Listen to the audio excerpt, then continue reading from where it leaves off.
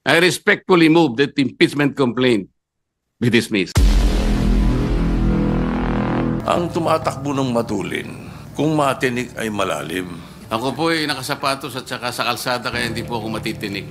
Pero kung hindi natin susundin ang Supreme Court decision, we will tear the Constitution apart. May option ba tayo not to follow the Supreme Court? Nasaan po lahat na nagrereklamo ngayon at nagko-question sa desisyon ng Korte Suprema? Yung mga mahistradong nagko-question ngayon na retirado na, bumoto sila pabor doon.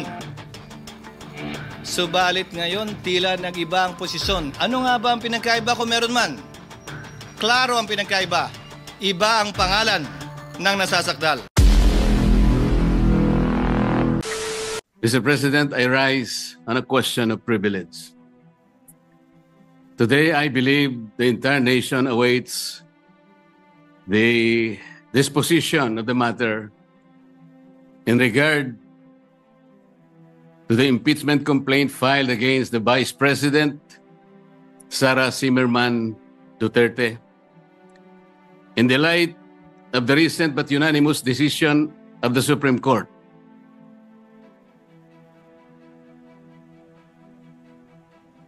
Mr. President, this decision was promulgated on July 25, 2025, declaring said complaint to be unconstitutional, void ab initio, violative of due process, and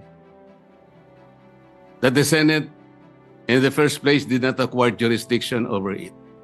Take note, Mr. President, it even said that the decision is immediately executory.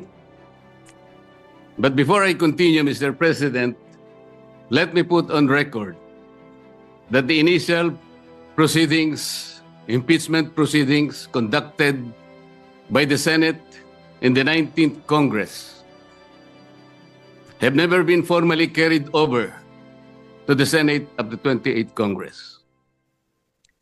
I do not know and I'm not aware, I cannot recall of any action so far taken by this august chamber to the effect that the initial impeachment proceedings, which were deemed to have been terminated at the expiration of the 19th Congress at noon of June 30, 2025, have been miraculously brought to life into the present Congress.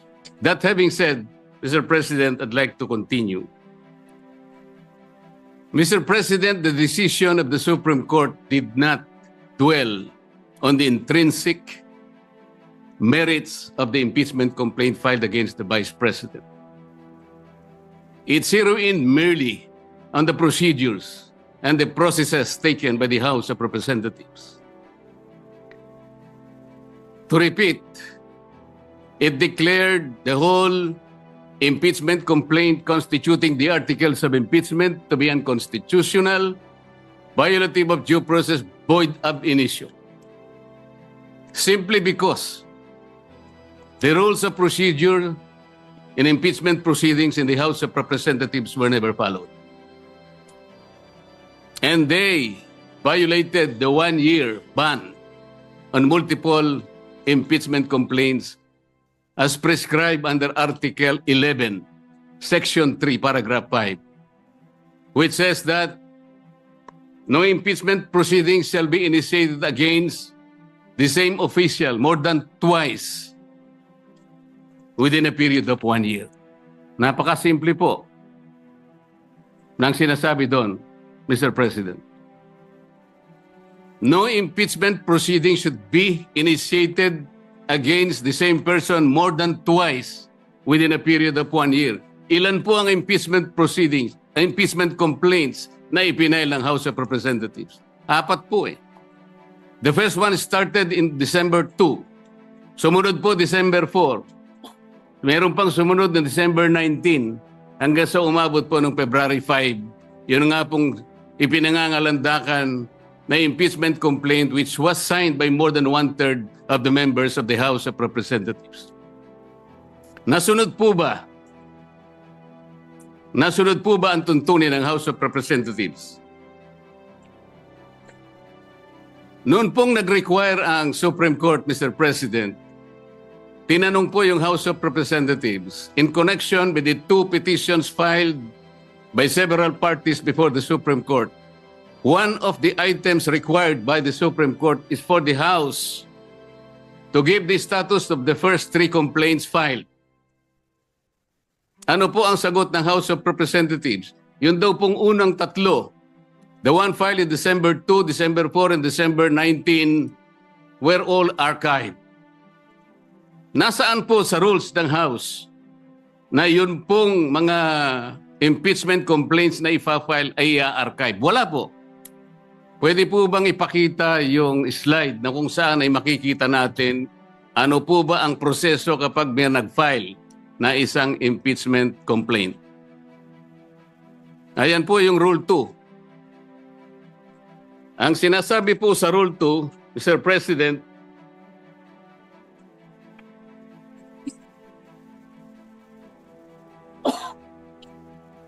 hindi sa Rule 3, sa Rule 3. Rule 2, Section 3. A verified complaint for impeachment by a member of the House or by any citizen upon a resolution or endorsement by any member thereof shall be filed with the office of the Secretary General and immediately referred to the Speaker.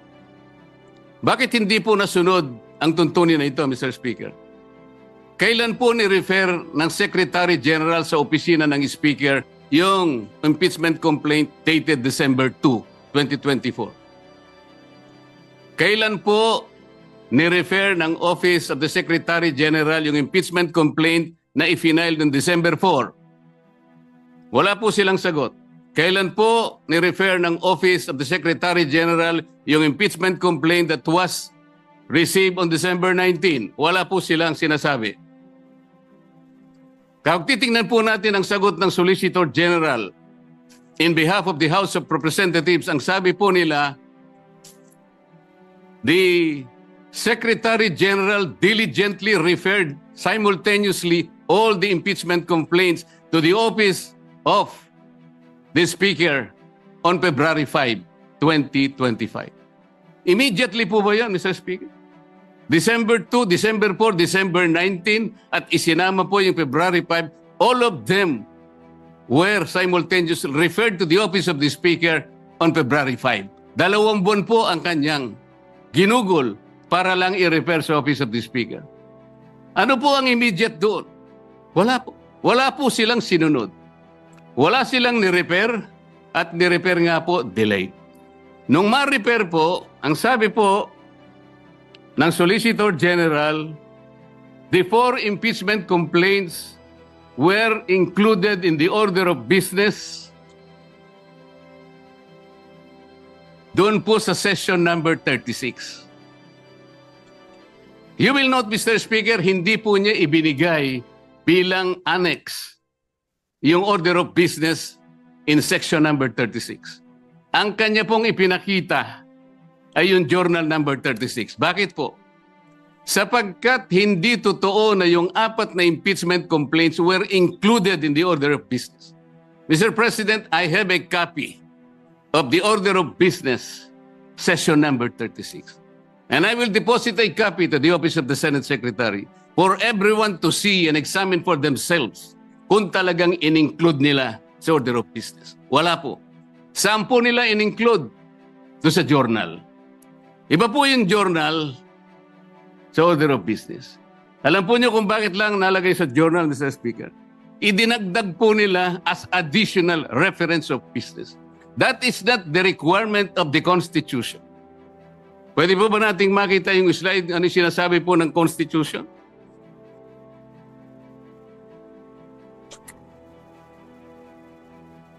A verified complaint for impeachment may be filed by the member of the House. Blah, blah, blah.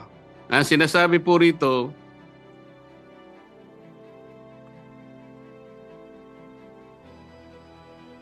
iba yun. Hindi po yun. Sorry po. Nakalagay po, in-include sa 10th session day. Yun po yung section number 36. Hindi po totoo yun. Ilang violations na po? Kanina po, in-archive po yung tatlong violations. Hindi po ni-refer sa Committee on Justice. Pangatlong violation. 6 na po. Ngayon sinasabi po, in-include po sa order of business. Hindi rin po. 3 violations na naman. 9 na po. At sabi po nila, yung session 36 is the 10th session. Hindi po. Bilangin po natin yung December 2. That was the date when the first complaint was filed, endorsed, and received by the Office of the Secretary General. December 2 is session number 26. Mr. President, bilangin po ninyo yung session number 26 up to session 36 na sinasabi ng Solicitor General. Yun po ang 11th session. That was not the 10th session. Ang 11th session is session number 35. Just for the record, Mr. Speaker. So ilang violation na po yan? Balikan po ninyo yung Rule 2 na nandyan po sa slide, Mr. Speaker. Ano po yung mode of initiating impeachment? Ganito po ang sinasabi ng rule of the House of Representatives. Impeachment shall be initiated by the filing and subsequent referral to the Committee of Justice. Ito po yung Sereno versus, Francisco versus House of Representatives. Verified complaint for impeachment filed by any member of the House of Representatives, i-refer po sa Committee on Justice.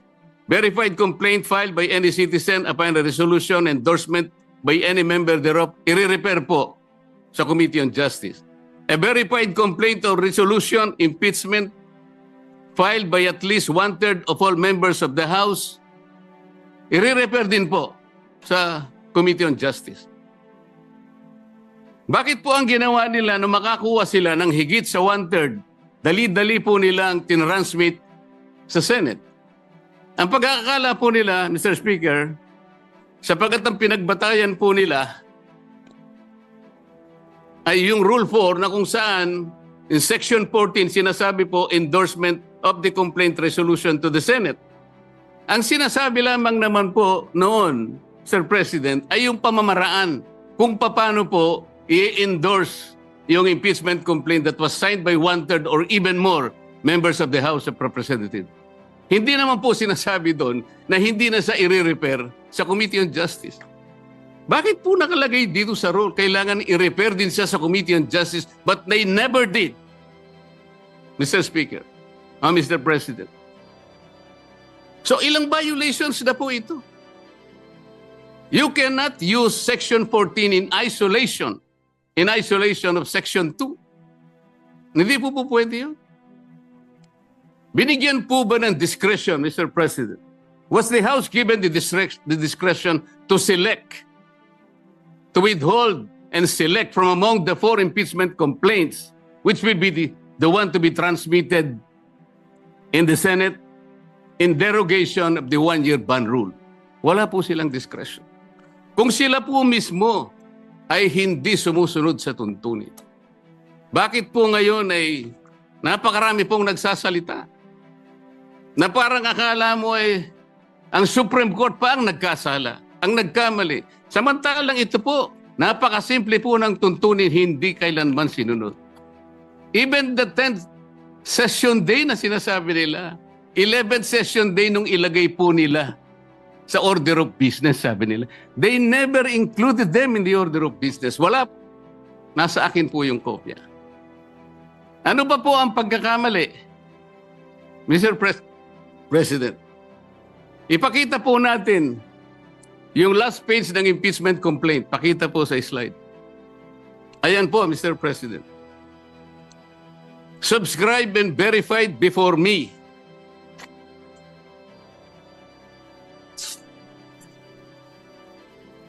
Sabi po ng Secretary General, tambay kopya ko rin.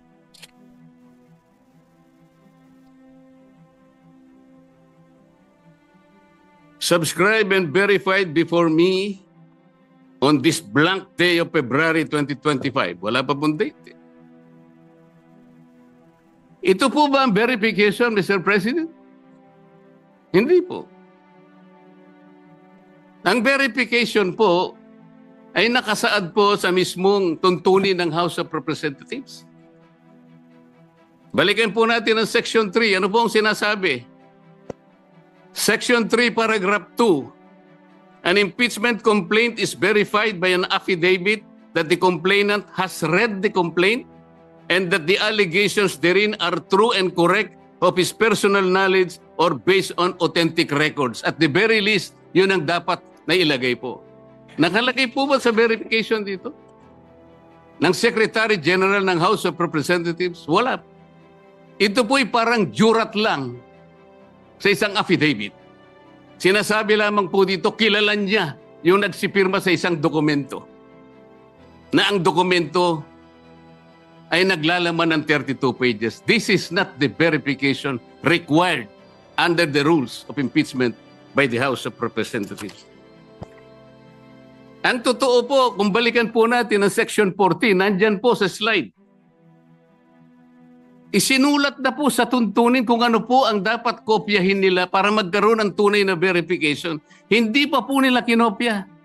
Mr. President, ito po yung contents ng verification na dapat sana yun ang nilagay nila sa complaint. We, sabi po rito, after being sworn in accordance with law, depose and state that we are the complainants in the above entitled complaint or resolution of impeachment, that we have caused the said complaint resolution to be prepared and have read the contents thereof, and that the allegations therein are true of our own knowledge and belief on the basis of our own reading and appreciation of documents and other records pertinent thereto. Kokopyahin na lang, Mr. President. Hindi pa nakopya. Mr. President, alam mo po, nung ako'y grade 4, yung teacher po namin, binigyan po kami ng isang short quiz. I-drawing ninyo kanya yung Bicol region. Siguro po 1963 yun, Mr. President. Yung Masbate, hindi pa kasali sa Bicol region. O hindi, kabisado ko naman po sapagkat mahilig po ako sa social studies, Mr. President. Meron pong dalawang nangungopya sa akin. Yung isa nasa likod, yung nasa kaliwa ko. Yung nasa likod po, nakopya niya pong tunay yung aking drawing. Pinagalitan siya pero ipinasa po sapagkat nakopya niya po yung aking drawing. Yung isa po, nangopya na nga, hindi pa niya nakopya.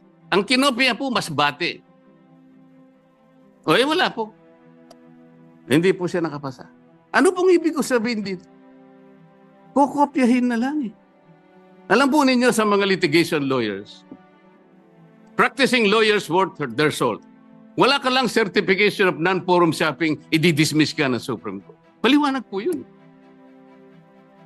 Hindi subscribe yung complaint mo, dismiss ka kagad. Mahigpit po ngayon eh. Ito po, this is an impeachment complaint. You are removing the second highest official of government. Yun lamang pong verification. Sablay na po eh. Ano pong nakalagay dito? Section 3, Paragraph 3. An impeachment complaint required to be verified which contains a verification based on information and belief or upon knowledge or information and belief or lacks proper verification, katulad po nito ngayon, shall be treated as an unsigned impeachment complaint. So pwede pong tratuhin pala ngayon sapagkat wala pong verification. It may be treated as unsigned impeachment complaint. Paano ngayon? Bakit magsasalita po ang napakarami? Alam po ninyo kung, Sir President, kumbaga po sa nagluto ng sinaing, pasensya na po kayo kung kinakailangan ako po'y gagawa ng pagkahalin tulad, ano. Ang impeachment complaint po ay parang sinaing na niluto ng House of Representatives. Hilaw po eh. Hilaw na hilaw. Ano po yung hilaw sa Bicolano, Mr. President? Hilaw din po yata. Sa Bisaya, hilaw din po. Sa Kapampangan, magadto, Mr. President. Sa Waray po, matagudtod. Sa Ilonggo po, lagdos. Sa Ilocano, marakusol. Sana po tama ang aking pagkaka-pronounce. Ang dami pong nagsasalita, Mr. President.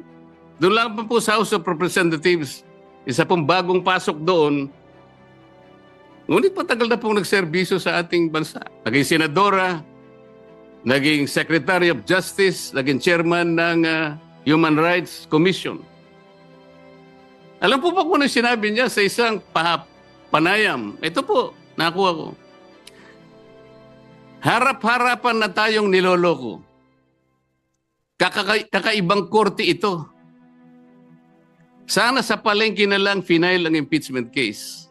At least doon, may nagtitinda ng totoo. Sana po, magtinda po siya ng matagudtod na kanin dyan sa Samar. Baka may bibili kaya. Pwede kaya siyang pumunta dyan sa Pampanga po para magbenta ng magadto na kanin.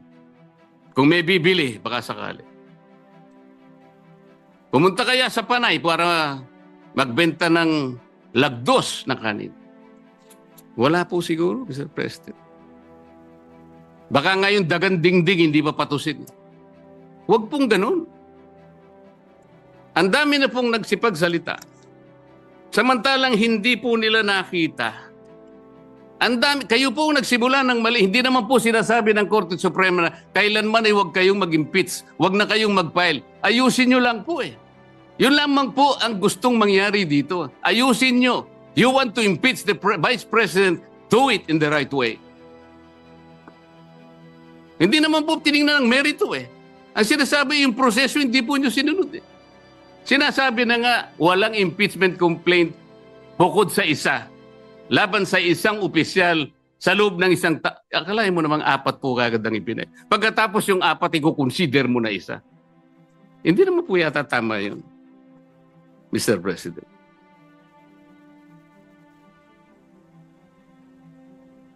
Mr. President, gusto ko pong basahin isang parte ng official statement of the Integrated Bar of the Philippines and the Supreme Court's decision in Duterte versus House of Representatives, August 1, 2025. And I quote, "Disagreement with the court's reasoning is neither unwelcome nor unexpected. Dissent is not foreign to a democracy. It is essential to its survival. But to incite public repudiation of its authority, or even just to call for its outright defiance, erodes the very foundation of the legal order. Such actions disturb the equilibrium of powers and imperil the integrity of our democratic institutions, especially when appropriate legal remedies remain available within the framework of our constitutional system. If every adverse ruling becomes an invitation to disobey, the law ceases to be a constraint on power and becomes its casualty. The Constitution does not require agreement. It demands adherence." Ang sinasabi po ng mga ibang kasama natin, magpapile pa naman ng motion for reconsideration. Bakit hindi natin hintayin? As I said, Mr. President, if you are a practicing lawyer worth your salt, you are confronted with the unanimous decision of the Supreme Court. In a firm voice, it says this is unconstitutional, void ab initio, violative of due process, and the Senate never acquired jurisdiction over this. And it is immediately executed. Parang sinasabi niya sa'yo, wala ka ng room mag-file niyan. Is anyone expecting that even one soul of the members of the Supreme Court will reverse himself? We cannot depend our action, Mr. President, on the fortunes of litigation. Naalala ko pa nga po doon sa kaso ng Francisco versus House of Representatives. The former Chief Justice, Renato Puno, in a separate concurring opinion, naalala ko po ang sabi niya, with the possibility of 2 impeachment complaints reaching the Senate, the good Chief Justice said that the Senate, in the exercise of its primary jurisdiction, can decide the question of whether or not the one-year bar rule has been violated or not. The Senate can even decide if on its face the impeachment complaint has no legal basis. At ang sabi pa po niya doon, Francisco versus House of Representatives, sabi pa niya ron if the Senate finds that the one-year bar rule is violated or that the impeachment complaint has no legs to stand on, that will be the end of the entire controversy. He was saying that let's give all the remedies available to the House and the Senate because of their primary jurisdiction.